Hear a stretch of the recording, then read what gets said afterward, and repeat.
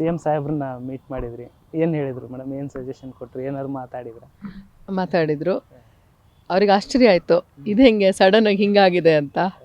ತಮಾಷೆಯಲ್ಲಿ ಮಾತಾಡಿದ್ರು. ಹೇಳಿದೆ ಸರಿಗೆ IVF ನಾನು ಟ್ರೀಟ್ಮೆಂಟ್ ತೊಗೊಂಡಿದ್ದೀನಿ ಅಂತ ಹೇಳಿದೆ. ಬಟ್ ಸರ್ಕಾರಕ್ಕೂ ನಾನೇನಾದರೂ ಒಂದು ಇದಿಡೋಣ ಅಂತ ಅಂದ್ಕೊಂಡಿದ್ದೀನಿ, ಒಂದು ಸಣ್ಣ ಒಂದು ರಿಕ್ವೆಸ್ಟ್ ಕೊಡೋಣ ಮಾಡೋಣ ಅಂತ ಅಂದ್ಕೊಂಡಿದ್ದೀನಿ. ಇವತ್ತು ನನಗೆ ಟೈಮ್ ಸಿಗಲಿಲ್ಲ.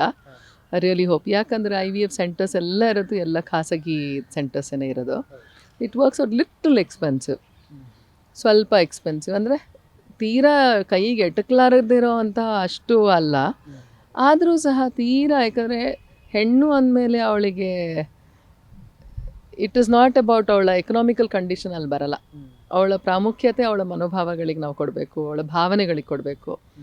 ಹಾಗಾದಾಗ we have to make it ಸ್ವಲ್ಪ ರೀಚಬಲ್ ಆಗೋ ಥರದಲ್ಲಿ ಮಾಡಬೇಕಂತ ಹೇಳಿದ್ರೆ, ಒಂದು ಸರ್ಕಾರದಲ್ಲೂ ಈ ರೀತಿಯಾದಂಥ ಒಂದು ಪ್ರಾವಿಷನ್ ಮಾಡಿದ್ರೆ ಖಂಡಿತವಾಗ್ಲೂ ತುಂಬ ಜನರಿಗೆ ಅದು ಸಹಾಯ ಆಗುತ್ತೆ.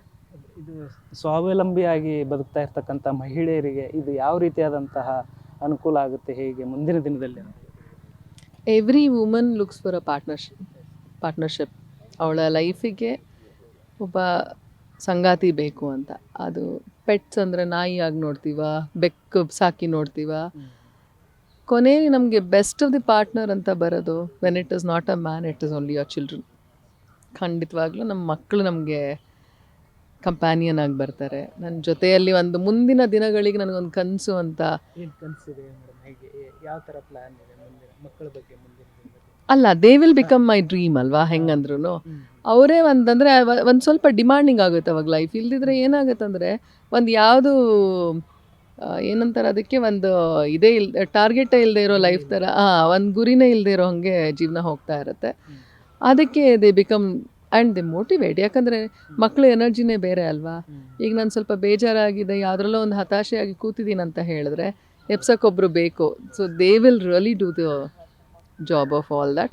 ಅದು ನಾನು ನೋಡ್ತಾ ಇರೋದು. ಬಟ್ ಮಕ್ಕಳ ಜೀವನಕ್ಕೆ ಅದಲ್ಲ. ಅವ್ರು they will be thinking of their own thing, but their activities ಖಂಡಿತವಾಗ್ಲೂ ಅವ್ರ ಚಟುವಟಿಕೆಗಳಿಂದ ನಮ್ಮ ಮನಸ್ಸಿನಲ್ಲಿ ಒಂದು ಉಲ್ಲಾಸ, ಜೀವನದಲ್ಲಿ ಒಂದು ಹುರುಪು ಆ್ಯಡ್ ಆಗುತ್ತೆ. ಖಂಡಿತವಾಗ್ಲೂ ಹೊಸ ಚೈತನ್ಯ ಬರುತ್ತೆ. ಹೊಸ ಜೀವಗಳು, ಹೊಸ ಚೈತನ್ಯ ತುಂಬಿರೋ ಅಂಥದ್ದೇ ಇರುತ್ತೆ.